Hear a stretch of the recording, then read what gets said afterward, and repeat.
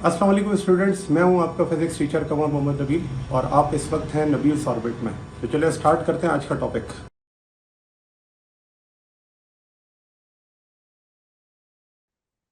अब आ जाए nuclear reactor पर। देखिए, न्यूक्लियर रिएक्टर को समझने के लिए कुछ चीजें हैं जो कि आपको पता होनी चाहिए, और वो है इसके कंपोनेंट्स। मैं यहाँ पर इनके कंपोनेंट्स को मेंशन कर दूं कि जो मेन कंपोनेंट है न्यूक्लियर रिएक्टर के, और उनकी वर्किंग को भी हम समझेंगे।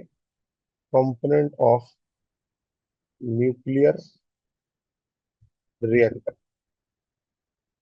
कंपोनेंट ऑफ न्यूक्लियर रिएक्टर, उनमें पहला आपके पास आ जाता है कोर ऑफ द रिएक्टर, और यही सबसे इंपॉर्टेंट है। Core of the reactor. दूसरा आपके पास है फ्यूल रॉड्स, फ्यूल रॉड्स। तीसरे पे आ जाता है कंट्रोल रॉड्स, इसमें कंट्रोल रॉड्स भी यूज होती है। फोर्थ वन आ जाता है मॉडरेटर, मॉडरेटर। फिर कूलेंट, इसे हीट एक्सचेंजर भी कहा जाता है। ठीक है, कूलेंट के साथ साथ इसे हीट एक्सचेंजर भी कहा जाता है। और कैसे वर्क करता है अभी हम देखते हैं इसको डायग्राम में। कूलेंट या हीट एक्सचेंजर। और इसी तरह से six one shielding unit, shielding unit जहां पर ये पूरा सिस्टम इनक्लोज्ड होता है, वो शील्डिंग यूनिट। अब देखें, ये है पांच मेन कंपोनेंट जिनको आपने डिस्कस करना है। सबसे पहले कोर ऑफ द रिएक्टर। अब देखें, ये एक डायग्राम है, और ये डायग्राम में अगर देखा जाए तो मैंने ऊपर लिखा हुआ है कि ये प्रेशराइज वाटर रिएक्टर है। तो सबसे पहले तो ये डिस्कस कर लेते हैं कि न्यूक्लियर रिएक्टर जो होते हैं वो दो किस्म के होते हैं। एक न्यूक्लियर रिएक्टर होता है थर्मल रिएक्टर। ये जो अभी हम पढ़ने जा रहे हैं ये थर्मल रिएक्टर है, और इसे प्रेशराइज वाटर रिएक्टर भी कहते हैं। और दूसरा होता है जिसे हम फास्ट रिएक्टर कहते हैं, लेकिन वो आपके सिलेबस का भी हिस्सा नहीं है। और यहाँ पर फास्ट न्यूट्रॉन जो होता है वो यूज किया जाता है। थर्मल रिएक्शन को पीडब्ल्यूआर भी कहा जाता है, प्रेशराइज वाटर रिएक्टर, क्योंकि इसके अंदर हाई प्रेशर जनरेट किया जाता है। और दूसरा जो है वो थर्मल रिएक्टर है, जहाँ पर फास्ट रिएक्टर है, जहाँ पर फास्ट न्यूट्रॉन को क्या किया जाता है, यूज किया जाता है। तो थर्मल रिएक्शन रिएक्टर को या प्रेशराइज वाटर रिएक्टर को अगर डिस्कस किया जाए तो इसकी ये एक डायग्राम है। इस डायग्राम में अगर आप देखें तो जो मेन पार्ट है वो है इसका कंट्रोल रॉड। और ये जो आपका कोर पार्ट है, ये आपको जो ब्लू कलर का नजर आ रहा है, ये है पूरा, जहां पर ये जो आपको रॉड्स नजर आ रही है, ये जहां पर यूरेनियम मौजूद है। ठीक है।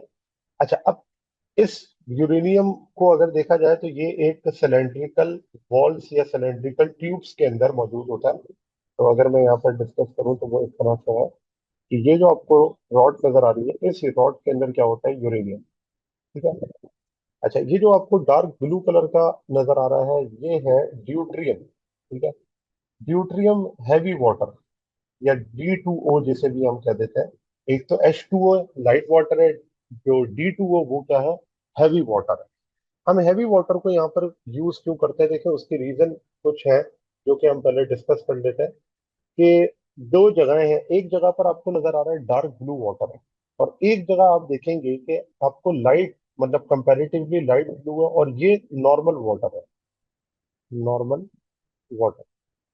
तो जो कोर होता है उसके अंदर हैवी वाटर यूज किया जाता है, और जो एक्सचेंजर है वहां पर लाइट ब्लू कलर का वाटर यूज हो रहा है, यानी कि नॉर्मल वाटर H2O यूज हो रहा है। इसका रीजन क्या है, तो देखिए इसको भी पहले हम यहाँ पर डिस्कस कर लें, और उसके बाद फिर हमें ये बात समझ आएगी कि ड्यूट्रियम और जो नॉर्मल वाटर है, हैवी वाटर और नॉर्मल वाटर के अंदर क्या फर्क है। नॉर्मल वाटर और हैवी वाटर यूज करने का रीजन यहाँ पर क्या है, तो हैवी और नॉर्मल वाटर कहाँ पर है और क्यों है। तो हैवी वाटर और नॉर्मल वाटर का डिफरेंस जरा देख लें। हैवी वाटर एक ऐसा वाटर है जिसका बॉइलिंग पॉइंट होता है 101.4 डिग्री सेल्सियस, जबकि नॉर्मल वाटर का बॉइलिंग पॉइंट होता है 100 डिग्री सेल्सियस। ठीक है। दूसरा, हैवी वाटर को अगर हम देखें तो ये हैवी वाटर स्लो कर देता है किसको?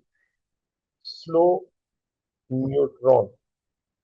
ये यूज होता है न्यूट्रॉन की स्पीड को स्लो करने के लिए, जबकि जो नॉर्मल वाटर होता है वो न्यूट्रॉन को एब्जॉर्ब कर लेता है। Absorb neutron. जो हैवी वाटर है can be used as moderator. Moderator का मतलब ये होता है जो कि क्या करे? न्यूट्रॉन को स्लो करे, यूज्ड एज मॉडरेटर। जबकि जो नॉर्मल वाटर है can not be used as moderator, because ये क्या करता है? रिएक्शन को स्टॉप कर देता है और न्यूट्रॉन को एब्जॉर्ब कर लेता है। Can not be used as moderator, as moderator.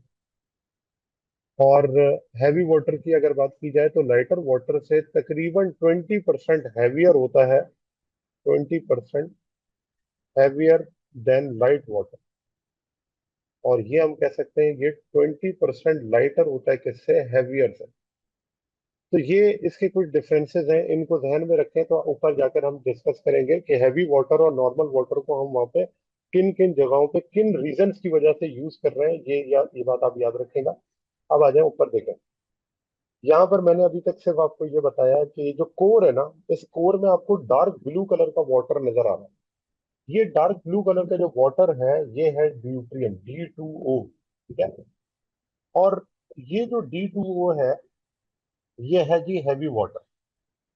जबकि जो आपको लाइट ब्लू कलर का नजर आ रहा है ये है नॉर्मल वाटर, H2O। ठीक है, दोनों में फर्क है। एक हैवी है और एक नॉर्मल वाटर है, लाइटर वाटर है। तो अगर आप देखें जो हीट एक्सचेंजर है, उस हीट एक्सचेंजर में कौन सा वाटर है? नॉर्मल, जिसका बॉइलिंग पॉइंट कितना है? 101 degree Celsius, sorry 100 degree Celsius, 100 degree Celsius. जबकि जो ड्यूट्रियम है उसका टेम्परेचर मैंने क्या बताया? 101.4 डिग्री सेल्सियस।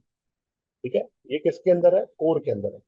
रीजन मैंने आपको क्या बताया कि क्यों हम कोर के अंदर ड्यूट्रियम इस्तेमाल कर रहे हैं? क्योंकि ये हैवी वाटर है और ये न्यूट्रॉन को स्लो डाउन कर देता है। अब न्यूट्रॉन को स्लो डाउन करने की क्या जरूरत है? देखिए, होता ये है कि अब मैं अगर इसके अंदर पहले कंपोनेंट्स को डिफाइन कर दूं, फिर मैं आपको इसकी वर्किंग बता दूंगा। अभी तक आप सिर्फ ये समझ लें कि इसमें कंस्ट्रक्शन में कौन कौन सी चीजें क्या कहलाती हैं।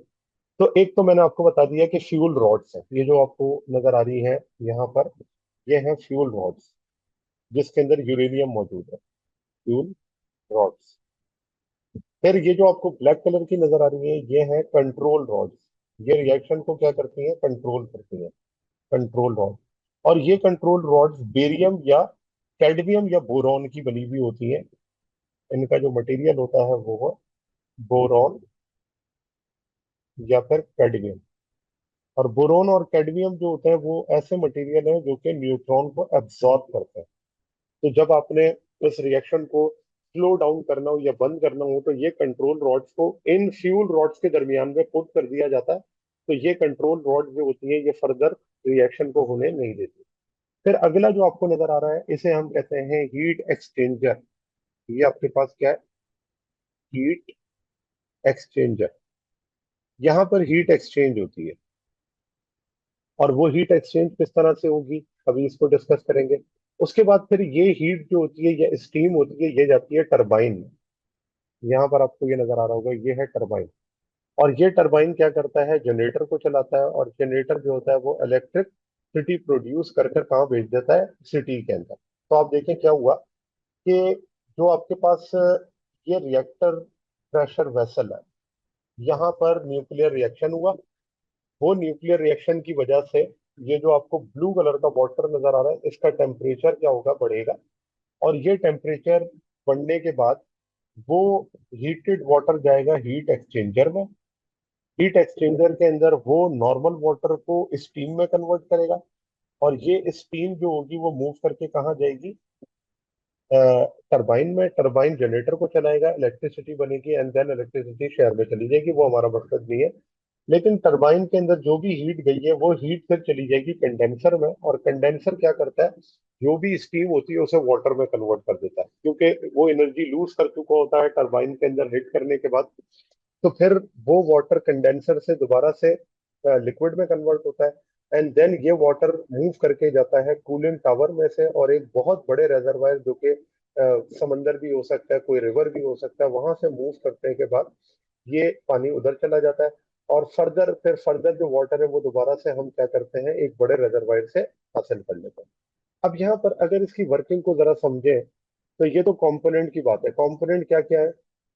सबसे पहले कोर हो गया, हीट एक्सचेंजर हो गया, फिर कंडेंसर है जहां पर क्या हो रही है, हीट जो होती है ये स्टीम वाटर में कन्वर्ट हो रही है। फिर कूलिंग टावर है, और एक बहुत बड़ा रेजरवायर है जहां पर पानी मौजूद है, जहां पर वो जो वाटर होता है वो चला जाता है, और फिर उस वाटर को दोबारा से हम क्या कर सकते हैं, हासिल कर सकते हैं इस हीट एक्सचेंजर के अंदर। अच्छा, अब यहाँ पे अगर आप देखें तो ये जो पूरी वर्किंग है, ये वर्किंग किस तरह से होती है, अब इस बात को समझ कर देखें। अभी मैंने आपको बताया न्यूक्लियर फिजन किस तरह से होता है। तो न्यूक्लियर फिजन के लिए सबसे पहले तो आपने क्या करना है, एक स्लो न्यूट्रॉन को आपने इस न्यूक्लियर फ्यूल रॉड के साथ क्या करना है, इंटरेक्ट कराना है। तो ये स्लो न्यूट्रॉन सबसे पहले जाएगा फ्यूल रॉड्स के अंदर मौजूद जो यूरेनियम है उसके साथ जाके इंटरेक्ट करेगा।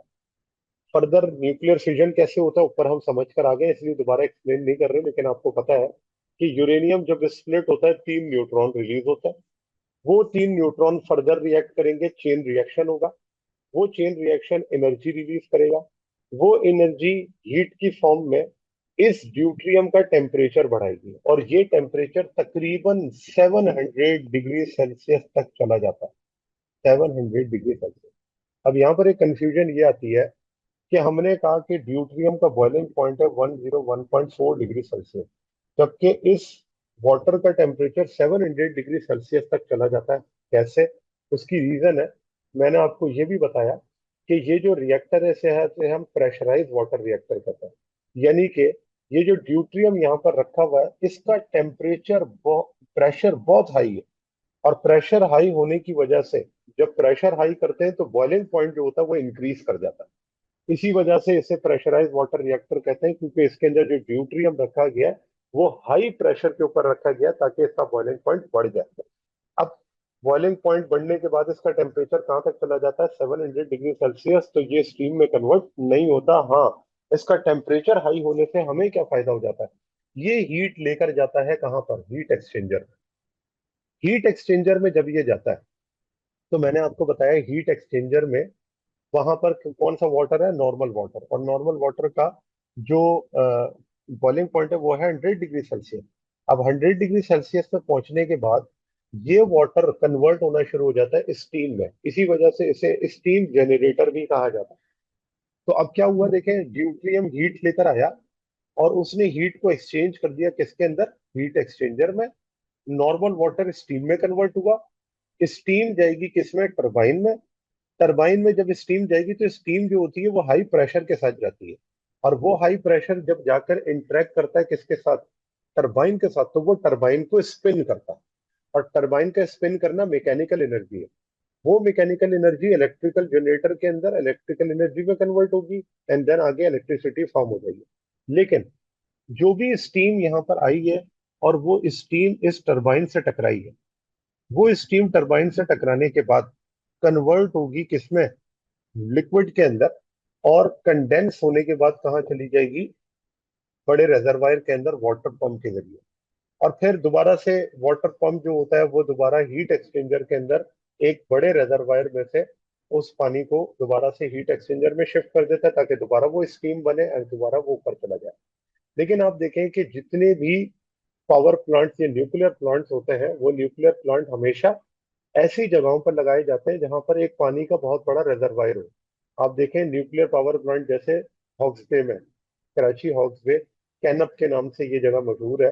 तो वहां पर क्योंकि समंदर है, समंदर के किनारे पे ये पावर प्लांट लगाया हुआ। क्यों? क्योंकि बहुत बड़े रिजर्वायर की जरूरत होती है इसको, क्योंकि वाटर के जरिए ही तो ये सारा काम हो रहा है। इसी तरह चश्मा एक जगह है, वहां पर भी एक बड़ा रिजर्वायर है, चश्मा एक रिवर है। इसी तरह नीलोर है। तो ये कुछ ऐसी जगहें हैं जहाँ पर एक बहुत बड़ा रिजर्वायर होता है, जहाँ पर हमें इस वाटर को सर्कुलेट करना होता है। तो उस सर्कुलेशन के लिए अगर ये छोटा रिजर्वायर होगा तो इससे ये काम नहीं चल सकता। अब यहाँ पर ये बात आ गई कि हमने ड्यूट्रियम को एज अ मॉडरेटर के तौर पे यूज किया था। तो अभी तक तो मैंने आपको ये बताया ये रिएक्शन स्टार्ट कैसे हुआ और किस तरह से इलेक्ट्रिसिटी फॉर्म हुई। अब अगली बात देखें, जब ये यूरेनियम के साथ इंटरेक्ट करता है तो मैंने आपको न्यूक्लियर रिएक्शन में क्या बताया कि न्यूट्रॉन आता है और वो यूरेनियम के साथ इंटरेक्ट करता है, बेरियम क्रिप्टॉन बनते हैं और तीन न्यूट्रॉन इसमें क्या होते थे, रिलीज होते थे। अब होता ये है कि ये जो तीन न्यूट्रॉन रिलीज होते हैं ना, इनकी जो स्पीड होती है या एनर्जी होती है वो बहुत ज्यादा होती है, तकरीबन 2 मेगा इलेक्ट्रॉन वोल्ट से लेकर 4 मेगा इलेक्ट्रॉन वोल्ट तक। यानी कि जो रिलीज होने वाले न्यूट्रॉन है इनकी एनर्जी कितनी है, 2 to 4 मेगा इलेक्ट्रॉन वोल्ट। अब ये जो 2 to 4 मेगा इलेक्ट्रॉन वोल्ट के न्यूट्रॉन है ये फर्दर फिजन नहीं करवा सकते, क्योंकि फिजन करने के लिए यूरेनियम 235 के साथ इंटरेक्ट करने के लिए स्लो न्यूट्रॉन चाहिए। और स्लो न्यूट्रॉन कितना, जिसकी एनर्जी 0.04 इलेक्ट्रॉन वोल्ट हो। रिक्वायर्ड जो एनर्जी है वो कितनी होनी चाहिए, 0.04 इलेक्ट्रॉन वोल्ट। जबकि जो एनर्जी रिलीज हुई है या जो न्यूट्रॉन रिलीज हुआ है उसकी एनर्जी कितनी है, 2 to 4 मेगा इलेक्ट्रॉन वोल्ट। अब ये न्यूट्रॉन जो होता है ये न्यूक्लियर 235 के साथ इंटरेक्ट नहीं करेगा, तो उसको इंटरेक्ट कराने के लिए हमें चाहिए ऐसा न्यूट्रॉन जिसकी एनर्जी कितनी हो, 0.04 इलेक्ट्रॉन वोल्ट। तो इस 0.04 इलेक्ट्रॉन वोल्ट के न्यूट्रॉन को हम बनाने के लिए क्या यूज करते हैं, हैवी वाटर। अब आपको याद समझ आया कि ये heavy water as a moderator के तौर पे क्यों यूज होता है। मॉडरेटर का मतलब ही यही है कि वो स्पीड को कम करेगा, एब्जॉर्ब नहीं करेगा। एब्जॉर्ब करेगा तो रिएक्शन कम रुक जाएगा। हमने रिएक्शन को स्लो डाउन, रिएक्शन के अंदर जो न्यूट्रॉन है उसको स्लो डाउन करना है ताकि ये रिएक्शन सस्टेनेबल हो, फिजन चेन रिएक्शन हो और एनर्जी कंटिन्यूअसली इसके अंदर फॉर्म होती रहे। तो अब ये जो ड्यूट्रियम था क्योंकि हैवी है, तो जब न्यूट्रॉन जाके इस हैवी वाटर के जो आपके पास मॉलिक्यूल्स है उनसे हिट करता है, तो मॉलिक्यूल से हिट करते हुए ये अपनी एनर्जी लूज करता है कोलिजन में। और ये कोलिजन में जब एनर्जी लूज करता है तो इसकी एनर्जी कम होती जाती है, और ये एनर्जी कम होते होते कहाँ तक आ जाती है, 0.04 इलेक्ट्रॉन वोल्ट से। और जैसे ही एनर्जी 0.04 पर आती है तो ये दोबारा यूरेनियम 235 के साथ इंटरेक्ट करके फिजन चेन रिएक्शन को स्टार्ट करता है। ठीक है, तो यहाँ पर अब ड्यूट्रियम का दूसरा रीजन मैंने आपको बता दिया कि ये मॉडरेटर के तौर पे कैसे इस्तेमाल होता है। और मॉडरेटर क्या काम करता है, मॉडरेटर न्यूट्रॉन की स्पीड और एनर्जी को कम कर देता है। कम करने का रीजन क्या है, ताकि वो फर्दर यूरेनियम 235 के साथ क्या करे, इंटरेक्ट करे एंड एनर्जी को फॉर्म करे। ये तो बात हो गई किसकी, मॉडरेटर। अब आ जाए किस पर, कंट्रोल रॉड्स पर। देखिए कंट्रोल रॉड्स को यहाँ पर इसलिए इस्तेमाल करते हैं कि अगर हमें इस रिएक्शन को, क्योंकि ये तो फिजन चेन रिएक्शन है और ये बढ़ता जाएगा, जबकि हमने कहा था कि यहाँ पर ये जो फिजन चेन रिएक्शन है ये कंट्रोल्ड वे में होता है। और अगर ये कंट्रोल्ड वे में है तो ये कंट्रोल किस तरह से होगा, तो कंट्रोल करने के लिए हमने यहाँ पर लगाई हुई है कंट्रोल रॉड्स। कंट्रोल रॉड्स, ये कंट्रोल रॉड्स क्या करती हैं कि अगर इस कंट्रोल रॉड को आपने हाफ डिप किया हुआ है इन फ्यूल रॉड्स के दरमियान में, तो इन कंट्रोल रॉड की एबिलिटी होती है कि ये न्यूट्रॉन को एब्जॉर्ब कर सकता है। अब जब न्यूट्रॉन को ये एब्जॉर्ब कर लेंगे तो जाहिर सी बात है फर्दर रिएक्शन आगे नहीं चलेगा ना। अगर फॉर एग्जांपल मैं कहूँ 3 न्यूट्रॉन रिलीज होते हैं, अब अगर आप 3 न्यूट्रॉन में से 3 न्यूट्रॉन रिलीज होते हैं, 3 न्यूट्रॉन में से 2 को आप क्या कर लें, एब्जॉर्ब कर लें, एक न्यूट्रॉन रह जाए, एक न्यूट्रॉन जाके रिएक्ट करेगा, दोबारा 3 बनेंगे। जो 3 बने उन 3 में से आप दोबारा से क्या करें, 2 को एब्जॉर्ब करवा दें, फिर एक होगा। तो अगर आप देखें तो ये रिएक्शन क्या हो गया, एक तरह से कंट्रोल्ड वे में हो गया ना। मैं चाहता हूँ जितने न्यूट्रॉन ज्यादा एब्जॉर्ब करवा लूंगा मेरा रिएक्शन जो होगा उतना स्लो डाउन हो जाएगा। तो यहाँ पर कंट्रोल रॉड का मतलब, कंट्रोल रॉड इसीलिए कहा जाता है क्योंकि ये न्यूट्रॉन एब्जॉर्बर होता है। ये जो बोरॉन और कैडमियम है इनकी एबिलिटी होती है न्यूट्रॉन को एब्जॉर्ब करने की, और जब ये एब्जॉर्ब कर लेते हैं तो आपका रिएक्शन स्लो डाउन हो जाता है, या यूं कह सकते हैं कंट्रोल हो जाता है। अब अक्सर ये होता है कि हमें न्यूक्लियर प्लांट को स्टॉप करना होता है, बंद करना होता है, मेंटेनेंस आ गई। अब मेंटेनेंस आ गई तो जाहिर सी बात है कि हमें रिएक्शन बिल्कुल खत्म करना है। तो मेंटेनेंस की वजह से हम क्या करते हैं, फिर इन कंट्रोल रॉड्स को पूरा फिल कर देते हैं किसके दरमियान में, कंट्रोल, ये जो फ्यूल रॉड्स होती है इनके दरमियान। जब ये पूरा डिप हो जाता है ना नीचे तक, तो तमाम न्यूट्रॉन क्या हो जाता है, एब्जॉर्ब हो जाता है। अब जब सारे न्यूट्रॉन एब्जॉर्ब हो गए, रिएक्शन का हो गया, बंद हो गया। तो ये तब हम करते हैं जब हमें इस न्यूक्लियर प्लांट के अंदर कोई मेंटेनेंस करनी है, या कोई प्रॉब्लम आ गई है, या कोई ऐसा जो है वो इंसिडेंट आ गया जिसकी वजह से इसे नुकसान पहुंच सकता है, तो हम क्या करते हैं, इस पूरे पावर प्लांट को बंद कर देते हैं। तो इस तरह से कंट्रोल रॉड एक तो कंट्रोल भी करता है और दूसरा ऑन और ऑफ करने का काम भी इस न्यूक्लियर रिएक्टर को करता है। ठीक है, तो ये आपके पास कुछ जो है वो कंपोनेंट है। अच्छा, अब इसके अंदर शील्डिंग यूनिट नजर आपको नहीं आ रहा, लेकिन शील्डिंग यूनिट जो होता है वो इस पूरे सिस्टम को एक कंक्रीट वॉल के साथ प्रोटेक्ट करता है। और कंक्रीट वॉल तकरीबन कोई 4 to 5 मीटर की होती है। 4 to 5 मीटर बहुत ज्यादा होता है। इतनी हार्ड जो रॉक्स है वो यूज की जाती हैं इसको शील्ड करने के लिए, कि इन केस खुदा ना खास्ता अगर ये अनकंट्रोल्ड हो जाए तो इसका जो इम्पैक्ट है वो बाहर कम से कम जाए। वो तो जाहिर सी बात है कि बाद में रिएक्शन जो एनर्जी रिलीज करेगा वो बहुत ज्यादा होगी, लेकिन शील्डिंग यूनिट का यही काम होता है कि ये इम्पैक्ट को रिड्यूस करने के लिए यूज की जाती है। और ये आउटर पार्ट होता है, ये आउटर बाउंड्री होती है इस पूरे न्यूक्लियर रिएक्टर की। ठीक है। अच्छा, फास्ट रिएक्टर हमारी बुक के अंदर मौजूद नहीं है। हाँ, और एक और बात वो ये है कि देखें, जो यूरेनियम है ना, वो यूरेनियम जो है उसके अंदर दो हमारे आइसोटॉप होते हैं। एक यूरेनियम 235 और ये यूरेनियम 238। ठीक है। नेचुरली यूरेनियम में ये दोनों आइसोटॉप मौजूद होते हैं। तकरीबन 99.3% जो होता है नेचुरली यूरेनियम 238 होता है। और 0.7% तक, और डिफरेंट बुक्स के अंदर रिव्यूज में थोड़ा वेरिएशन है, 0.7% जो होता है वो यूरेनियम 235 होता है। अब हमारी रिक्वायरमेंट है यूरेनियम 235 की, जो कि कम है। यूरेनियम 238 ज्यादा है, हमारी रिक्वायरमेंट नहीं है। फास्ट रिएक्टर में यूरेनियम 238 यूज होता है, लेकिन उसका पर्पस या उसकी वर्किंग बिल्कुल डिफरेंट है।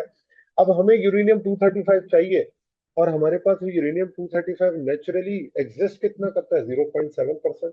अब इस 0.7% को इंक्रीज करने के लिए हम एक प्रोसेस यूज करते हैं जिसे हम यूरेनियम इनरिचमेंट कहते हैं। नेक्स्ट टॉपिक में अभी हम यही पढ़ने वाले हैं। इनरिचमेंट का क्या मतलब है? इनरिचमेंट का मतलब यही है कि अब इस जो यूरेनियम 235 की वैल्यू है, इसे हमने क्या करना है, इंक्रीज करना है। तो इंक्रीज क्यों करना है? क्योंकि क्रिटिकल मैथ चाहिए। क्रिटिकल मैथ नहीं होगा, nuclear fission chain reaction start नहीं होगा। तो हमें इस यूरेनियम 235 को इंक्रीज करने के लिए हम एक प्रोसेस यूज करते हैं जिसे हम कहते हैं इनरिचमेंट ऑफ यूरेनियम।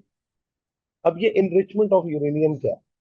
तो देखिए, इनरिचमेंट इसलिए जरूरी है कि अगर ये यूरेनियम 235 जो है वो कम होगा तो इसमें फिजन चेन रिएक्शन सस्टेनेबल नहीं रहेगा। जैसा कि मैंने अभी आपको बताया कि इसकी वैल्यू कम है, तो जाहिर सी बात है कि न्यूट्रॉन जो होगा वो जब एब्सॉर्ब होगा, अगर वहां पर पहले से न्यूक्लियस और 235 मौजूद नहीं है, तो जाहिर सी बात है कि वो चेन रिएक्शन को स्टार्ट नहीं कर सकता। तो इस प्रोपोर्शन को इंक्रीज करने के लिए हम इनरिचमेंट करते हैं। और इस इनरिचमेंट में मैं यहाँ पर आपको पहले बता दूं कि जो यूरेनियम 238 है, ये तकरीबन 99.3% नेचुरली एग्जिस्ट करता है। और यूरेनियम 235 तकरीबन 0.7% होता है नेचुरली। 0.7% नेचुरली ये एग्जिस्ट करता है। ठीक है। अच्छा, उसके बाद यहाँ पर दूसरी बात कि हमें इनरिचमेंट की जरूरत क्यों है? क्योंकि नेचुरल यूरेनियम जो है वो इनसफिशिएंट है।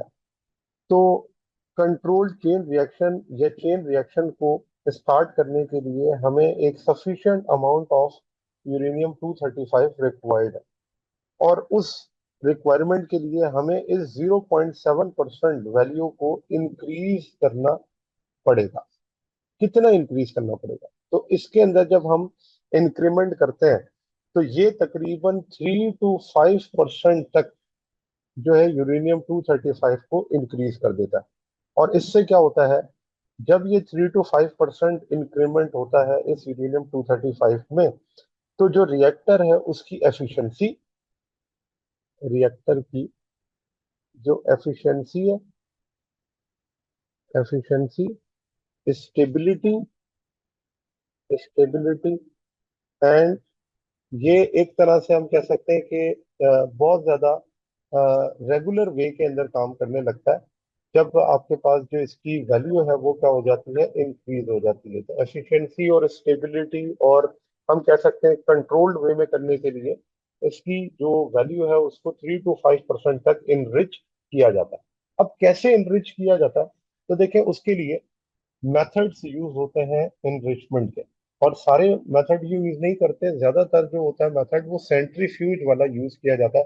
फर्स्ट ईयर में आपने सेंट्रीफ्यूज के बारे में पढ़ा होगा। फिलहाल यहाँ पर हम मेथड्स के अंदर लिख लेते हैं। जो पहला मेथड है वो कहलाता है गैस सेंट्रीफ्यूगेशन। Gas centrifugation. अब गैस सेंट्रीफ्यूगेशन क्या होता है, ये सबसे कॉमन मेथड है। ज्यादातर जो है वो यही यूज किया जाता है, मोस्ट कॉमन। लेकिन ये नहीं है कि सिर्फ यही है मेथड, इसके अलावा भी मेथड यूज होते हैं। अभी वन बाय वन डिस्कस करते हैं। गैस सेंट्रीफ्यूगेशन के बाद दूसरा आ जाता है gaseous diffusion. Gaseous diffusion. Gaseous diffusion के बाद आ जाता है लेजर इनरिचमेंट। Laser enrichment.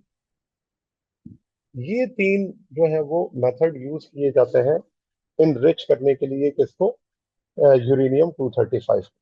अब यहाँ पर वन बाय वन डिस्कस करें तो गैस सेंट्रीफ्यूगेशन की अगर हम बात करें तो गैस सेंट्रीफ्यूगेशन मैंने आपको बताया कि ये मोस्ट कॉमन है। इसमें हम क्या करते हैं कि एक गैस, ये जो यूरेनियम होती है इसको इन टर्म्स ऑफ गैस हम यूज करते हैं। और ये गैस होती है uranium, uranium hexafluoride. Uranium hexafluoride gas. Hexafluoride gas. और इस यूरेनियम हेक्साफ्लोराइड गैस को हम स्पिन करते हैं with very high speed. Spun at high speed. तो इसको हाई स्पीड पे क्या किया जाता है, घुमाया जाता है। ठीक है ना, जैसे आपने सेंट्रीफ्यूज का प्रोसेस पढ़ा होगा। तो अब ये होता है कि जो हैवियर है वो मूव करता है आउटवर्ड, और जो लाइटर है वो कॉन्सेंट्रेट करता है कहाँ पर, सेंटर में। तो अगर जैसे इसको मैं यहाँ पर डिस्कस कर लूँ कि जब आप इसको स्पिन करते हैं ना, तो मैंने आपको बताया कि दो है, एक हैवियर है 238 और एक लाइटर है 235। जो हैवियर है 238 वो मूव करता है आउटवर्ड। जब आप इसे स्पिन करते हैं तो वो मूव करता है आउटवर्ड। और यूरेनियम 235 वो मूव करता है इनवर्ड या सेंटर में मूव, या यूं कह सकते हैं concentrate near the centre. Concentrate at centre. At centre.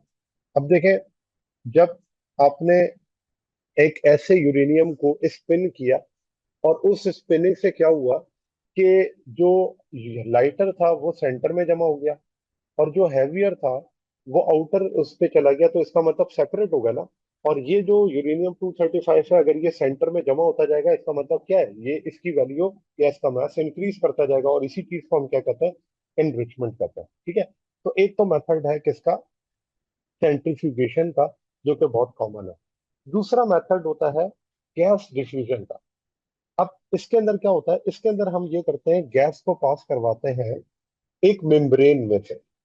अब जब भी गैस पास होती है मेम्ब्रेन मेम्ब्रेन में से, तो जो लाइटर होती है ना वो डिफ्यूज करती है फास्टर देन यूरेनियम 238। तो मैं यहाँ पर लिखूं कि जो गैस डिफ्यूजन है उसके अंदर क्या होता है कि गैस, यही वाली गैस है हेक्साफ्लोराइड, वो पास की जाती है, gas passes through membrane. Membrane.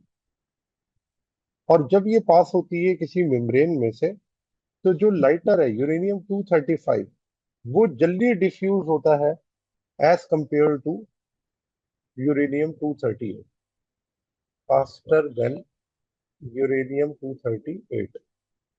ठीक है। तो अब जाहिर सी बात है कि अगर यूरेनियम 235 ज्यादा डिफ्यूज हो रहा है एज कंपेयर टू 238, तो ये एक तरीका हो गया जिससे आप क्या कर सकते हैं, इस यूरेनियम आइसोटॉप को सेपरेट कर सकते हैं। ठीक है ना। तो यहाँ पर अगेन तकरीबन जो नेचुरल यूरेनियम है उसके अंदर अगर 0.7% है, तो ये इनरिचमेंट के जरिए तकरीबन 1 to 2% तक इनरिचमेंट कर देता है, और इसमें जो आपके पास यूरेनियम 235 है वो डिप्लीट कर जाता है फ्रॉम द हैवियर न्यूक्लियस। ठीक है।